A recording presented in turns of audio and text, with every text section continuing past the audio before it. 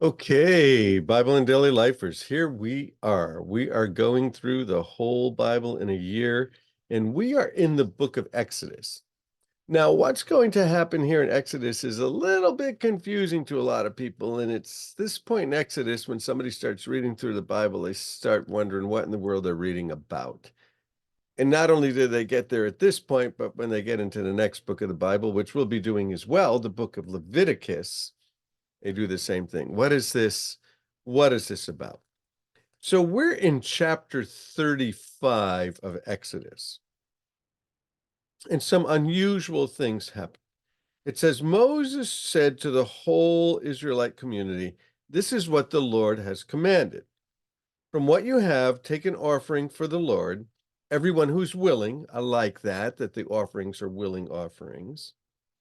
"Everyone that is willing is to bring to the Lord an offering of gold, silver, and bronze, blue, purple, scarlet yarn, fine linen, goat's hair, ram skin, dyed red, another type of durable leather, acacia wood, olive oil for the light, spices for the anointing oil, fragrant incense, onyx stones, other gems to be mounted in the ephod and the breastplate." What is all of this stuff? We don't have any clue what it's even talking about at this point. "All who are skilled among you are to come and make everything the Lord has commanded." So God's going to command something, and skilled people are going to make it. "The tabernacle and its tent and its coverings, its clasp, its frames, its crossbars, its posts, its bases, the ark and its poles, the atonement cover, the curtain that shields it, the table with the poles." What is it talking about? He's saying all of this, but what is it, and what is it that's going to be made? And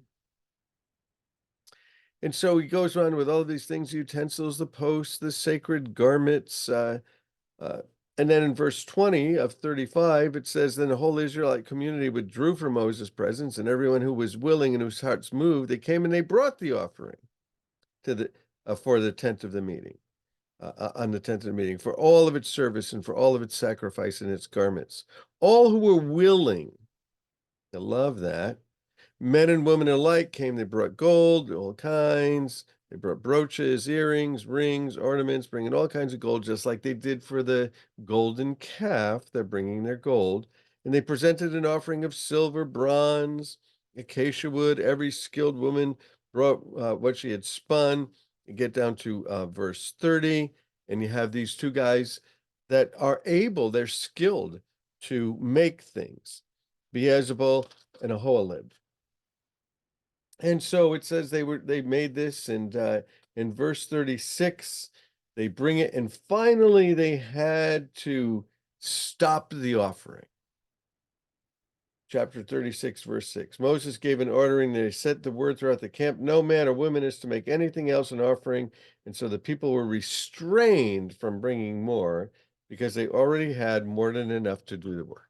All right, so there we are. So they need all this stuff. They're going to do a work, and they have to stop the people from bringing it. That'd be an amazing thing, right? That there's way too much money. We're telling people, don't bring any more money. We don't need any more money. Just stop bringing the offering. Well, that's what happened in this particular place. And what's going to happen is they are going to make a tabernacle. What does that mean? What even is a tabernacle? Well, tabernacle is a tent, and this is going to be really important because when we get to John, when we finally get there to John, and we will get there to John, we will move along and we will get there to John's gospel. When we get to John, it's going to say, "In the beginning was the Word, and the Word was with God, and the Word was God, and the Word dwelt among us for a little while." That's what John 1:14 will say. He dwelt with us for a little while.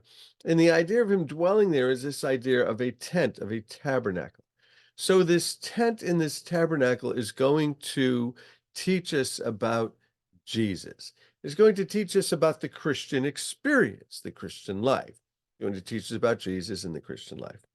So chapter 36, let's get the overview, and then we'll jump back. Chapter 36, it tells us that they're going to make the tabernacle, and it gives all of the instructions, the curtains, where they're supposed to be, how the things that hold the curtains, the poles, what it's to be made out of, what's to cover it, what color it's supposed to be. We're going to get to chapter 37. We're going to see a thing called the ark. We're going to see a thing called the table. We're going to see a thing called the lampstand. We're going to see a thing called the golden altar of incense, chapter 37. We're going to see the burnt offering. We're going to see a basin for washing. We're going to see the courtyard. And then we are going to look at all of the materials that were used. So what is this about, and what is it that we're doing here? Well, all of this is going to become a visual representation of the work of Jesus Christ. Now, God's a creative God, and he also teaches us visually. And in the ancient world, people like to learn visually because not everybody writes, not everybody reads, nobody has books per se. You can't pick up your phone and read something on your phone and look at something on your phone. So there's this visible representation of Jesus Christ and him coming and dwelling among us. So the whole scripture is about Jesus from beginning to end.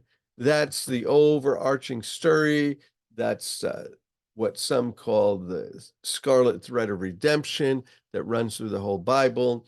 Jesus, the blood, the sacrifice, the incarnation runs all through the Bible. So we're going to take a look here at this particular tabernacle. Let me see if I can find it for you here. I think I have it right here, and I'm going to share it. And I hope that we are all watching on the video. If we're not, if you're just doing the podcast, please, at least for this one, go to YouTube or Facebook or someplace and find the visual. Find the visual. And what you can do with that visual is you can maybe just copy it, take a picture of it, but we're going to talk about this particular tabernacle.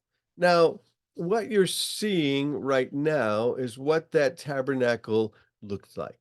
Down here in the lower left-hand corner, that's a representation of what it looked like. And somebody has done that by going through the book of Exodus and taking all of the dimensions, because the dimensions are very specific. There are, in fact, specific dimensions. And the colors are all laid out for us, how everything is supposed to look, where it's all supposed to be. So you can do this. So that's a representation of it, and it's in the wilderness. So if you look at the top left, you see a picture of it around the tribes of Israel. And on either side of this tabernacle, the tribes are placed. So there's 12 tribes, and they're placed 3 on each side. So there's 3 to the north, 3 to the west, 3 to the south, 3 to the east. The tribes are all camped around this tabernacle. So what? What does that mean? What is that significant of? Well, the idea here is that this tabernacle is representing God among us. That's what the incarnation is. The incarnation is Jesus came to dwell among us. And this is a representation of Jesus coming to dwell among us for a little while. And this tabernacle is only going to exist for a little while. And Jesus, when he came and tabernacled among us, when he tented among us, when he lived among us, when the incarnation was among us, it was only for a little while. And so for a little while, this picture here of the tabernacle being in the midst of all of the people. So being in the midst of what? Well, let's think about it. If you are in a tribe that lives on the western side of the tabernacle and you're interested in a girl on the eastern side of the tabernacle, then all of your dating life, Jesus is in the middle of it. Now, suppose you're living on the northern side and you're doing business with somebody on the southern side. Well, the picture here is that God is right in the middle of your economic life, right in the middle of your business life. And of course, business and trading and those kinds of things have to do with our ethics. It has to do with how we get along with each other. He is right there in the midst, in the middle of everything that we're doing. Now, in this particular picture, and I hope everybody finds that picture either on YouTube, Bible in Daily Life, Calvary Chapel 316, or Facebook on Bible in Daily Life, or on the podcast, just at least take a picture of it.